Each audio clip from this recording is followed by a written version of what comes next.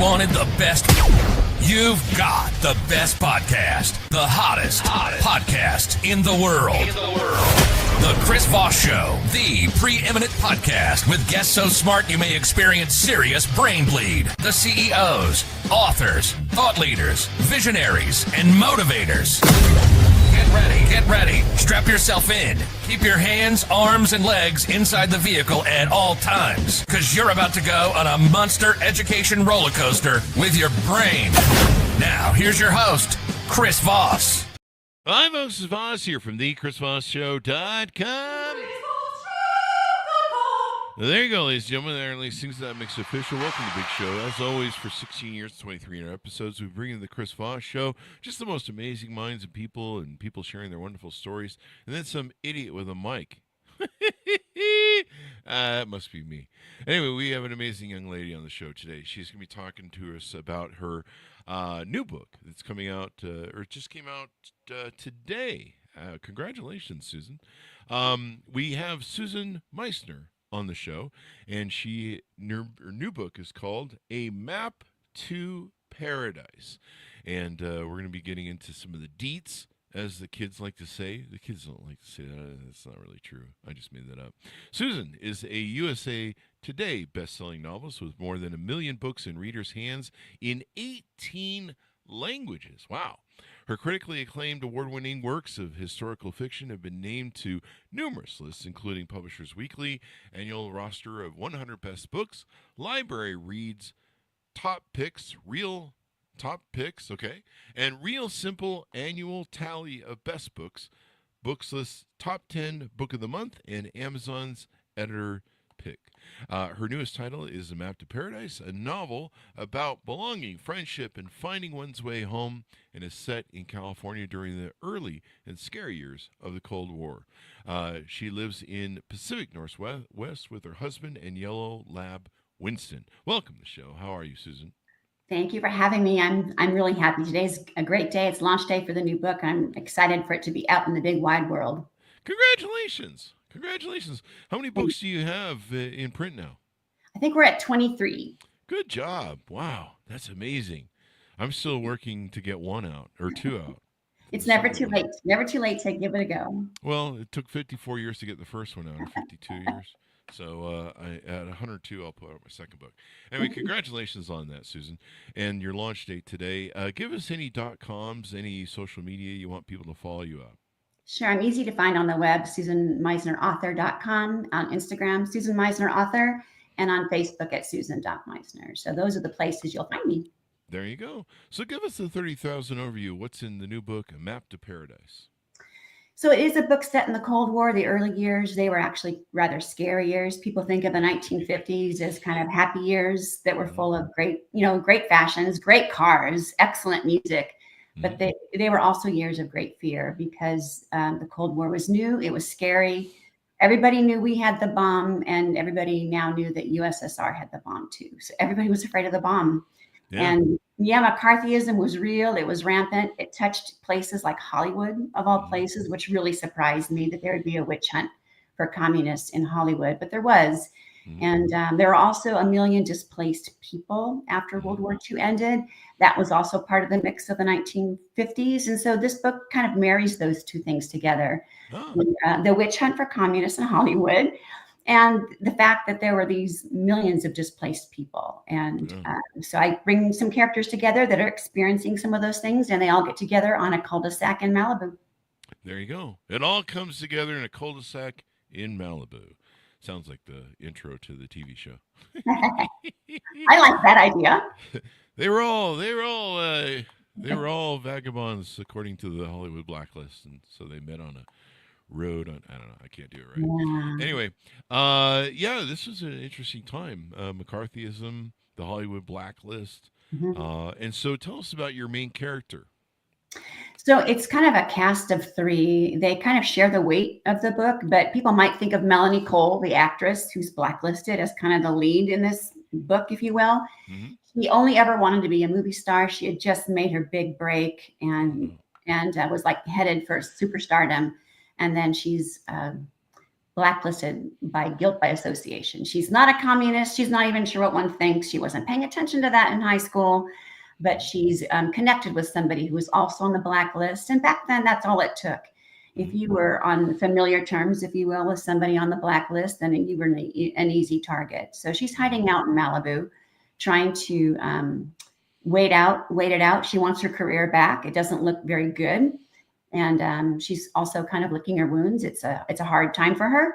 And Malibu is a paradise, right? It's beautiful. It's ruggedly beautiful, but it's not paradise for you if that's not where you want to be. And yeah. And no one wants to talk to you, associate with you because you're blacklisted. Right. I mean, it destroyed a lot of people, that blacklisting thing.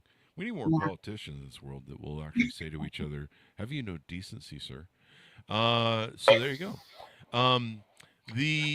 What gave you the idea behind the proponent of the book? And is this a new standalone story where the characters aren't continued from something else? Yeah, pretty much all of my books are that way. You can pick up any book anytime and not have to worry about any of that. They each are their own story. And I guess what interested me is for the last decade, we've had some excellent World War II books. I mean, a lot. Many, and they're wonderful and they all deserve to be here. But I wondered if maybe people were wondering, well, what happened after that?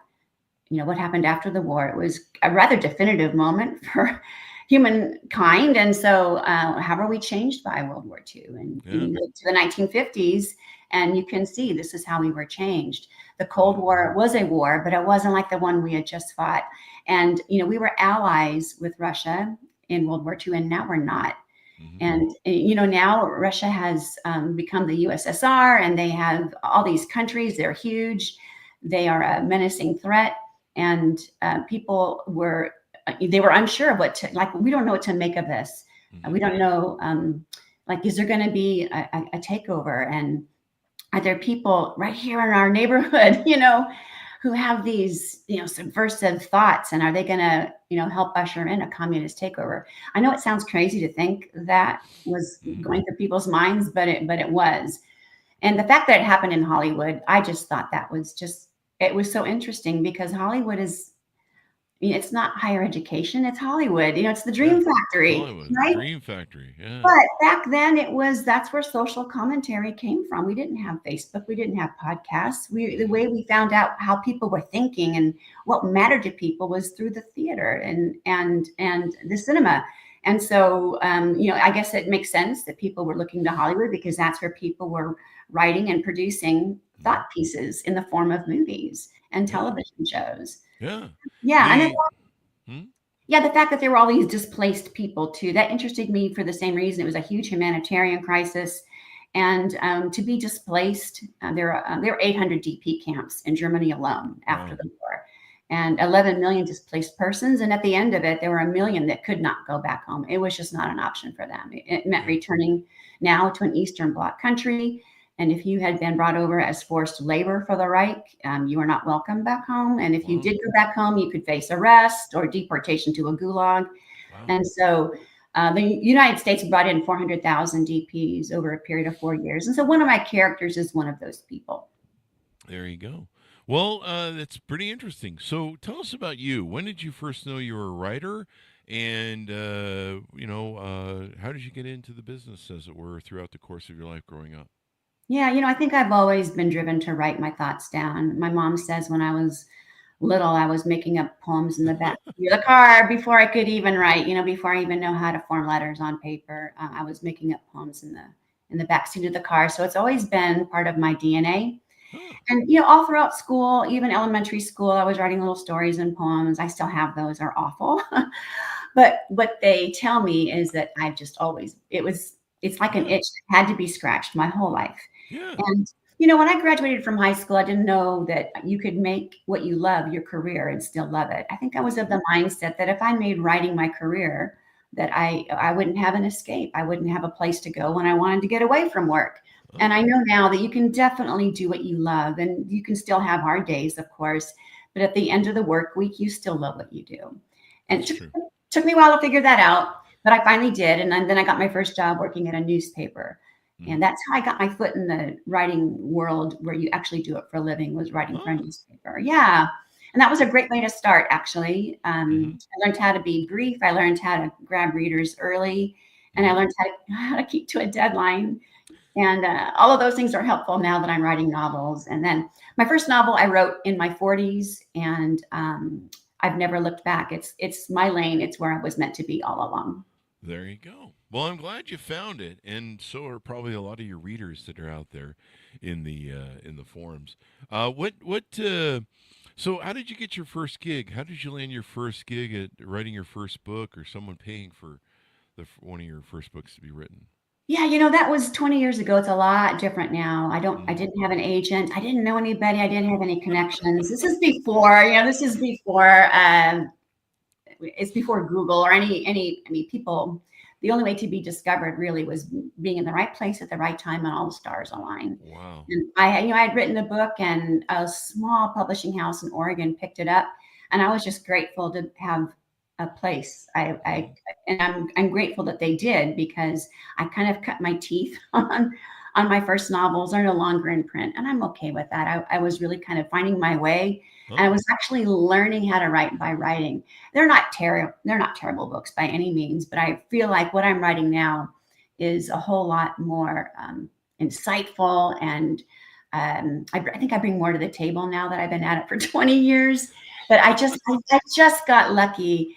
I got published without an agent, and like that probably happens less frequently now. Yeah. But it did happen back then. Yeah, everyone's publishing books nowadays. In fact, the AI thing has made it worse. Oh, yeah. The AI books that are trying to flood the systems. Yeah. Now, I lived through this era of terror. It was in the 50s, post-war, but I grew up in the early 70s. I was born in 68. And so I went to school doing the nuclear drill, where you would climb under your steel desk, hoping that would save you from a nuclear bomb. And so we lived in fear of Russia. Yeah. Right? That's what makes things really hard nowadays in 2025. But, we lived in fear of Russia. Communism was bad.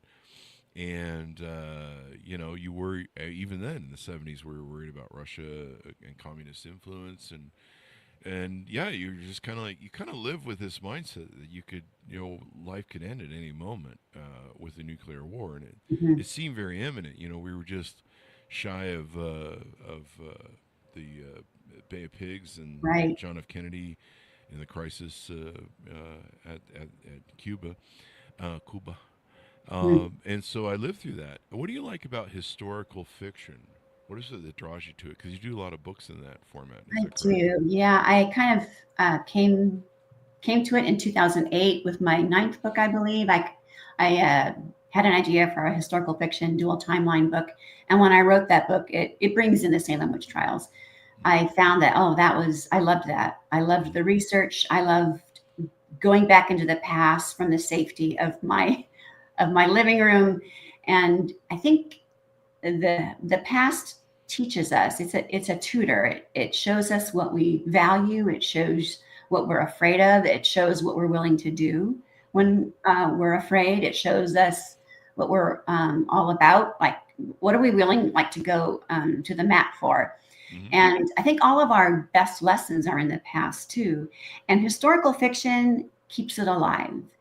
There are a lot of people that aren't going to sit down and read an 800-page nonfiction work on what the Cold War was like, but they'll pick up a novel and read about it. And if I've done my job and given the reader an accurate view of what it was like to live in 1956 in Southern California, then I've taken them back to the past.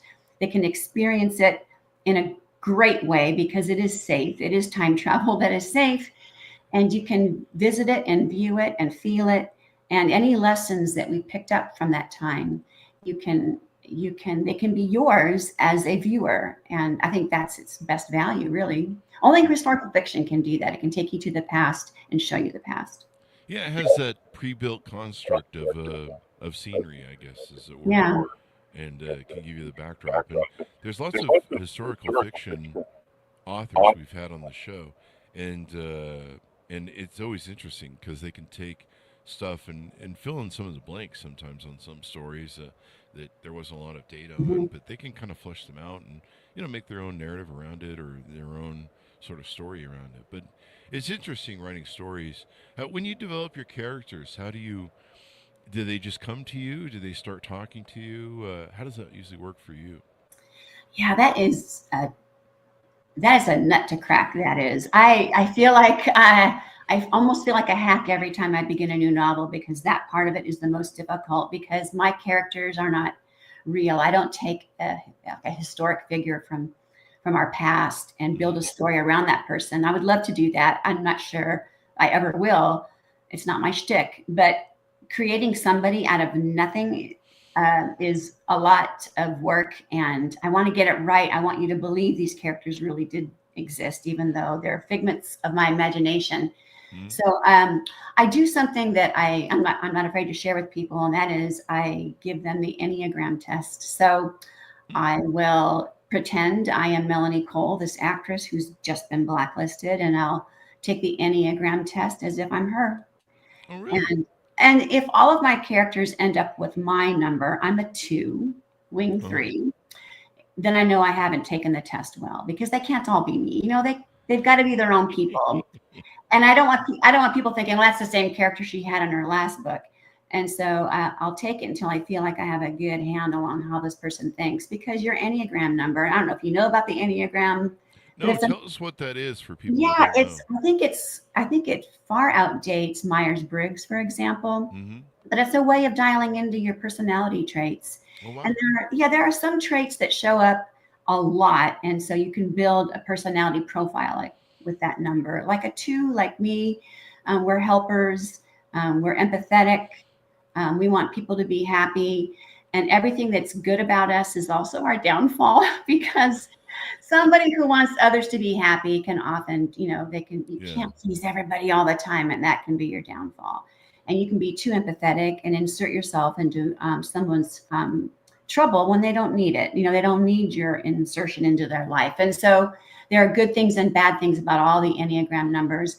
And like, for example, a 1, they're more perfectionists. And I'm really glad there are 1s out there because they keep the world spinning, right? But they can also have their downfalls too. A 1 can be very hard-nosed. They can be inflexible. They can be a little hard to work with. And so there are lots of free Enneagram tests out there. I use the free one. There's many. You could just Google it and have some fun with it. But you'll find that once you find your number, it pretty much stays with you. Even if you find a different test and take a different one, you'll find that you probably are going to end up with the same number because who you are is who you are. Who you are is who you are. Mm-hmm. Yeah, I took one of those tests one time. I got a -4. That would be fun. That would be fun. Personality. Yes. There should be like a little thing about so the I'll check- negative Enneagram numbers. You have 0 personality, but I hear that from dates all the time, so it's fine. I'm thinking maybe I should send them the Enneagram test so I can find out who I'm dating. So for those of the audience who are listening to this, it's spelled ENNEAGRAM. If you're trying to figure out how to spell Enneagram, I some of my first guesses were with an I. But yeah, check out the personality test. There you go. Well, anything coming up that you're working on, maybe teasing out that you want to tease out? Any future books you're working on? Yeah, the one I'm working on now is set in the 1960s, which, if you can believe, that is now historical fiction. Which is a little hard to understand. It's just hard to grasp because I was born in the 60s, and now my birth decade is considered historical fiction. But anything 50 years or older is considered within the realm of historical fiction. So yes, we have a whole new set of books probably coming out that are set in the 60s because it's considered fair game for historical fiction. But this one, I don't have a title for it yet, and I'm just writing it right now. So it's a little ethereal. The characters are still kind of floating above my head, and I'm trying to lasso them and have them come down and talk to me. But it's set during the year before we landed on the moon. So we're looking at 1968, which was a horrible year. It was a really tough year. 68 was. That was the year of the Tet Offensive. It was the year of the 2 assassinations, Dr. Martin Luther King. and RFK and the campus riots and protests. It was a tough year all around. Yeah. And then people they needed hope. They needed something to look up for, and so we had the Apollo missions, which in July of 1969, it's like we kind of broke open this almost like this cloistered oppression that we were feeling on our planet by bursting out of it and landing on the moon, and it made us all look up. And I think there's something within us that longs for the transcendent. And so this book is kind of all about that. It's characters who need to look up. They're experiencing some hard times, and you can't always change your circumstances, but you can change how you look at them. And they just need to look up. They need to find something to be hopeful for. And the lead up to the moon is what that book is. That's the setting for it. There you go. It was a difficult time back then. Yeah. The big earthquake in 70 and 68 was a nightmare. I was born. I think I caused. Oh yeah, you were born that year. Well, that was one good thing that happened. Yeah, that was one good thing that happened. One good thing. But I was born in January, so I probably brought everything. It was my fault. I have a -4 personality. So there you go. That explains everything. Problem. I'm just that kid who shows up and they go, "Who are you?" And I go, "Oh, my name's Damien." I was born in 68. Get ready for some shit. Anyway. Give us your final thoughts and pitch out to people to order the book. Get to know you better on social media, any.coms, all that good stuff.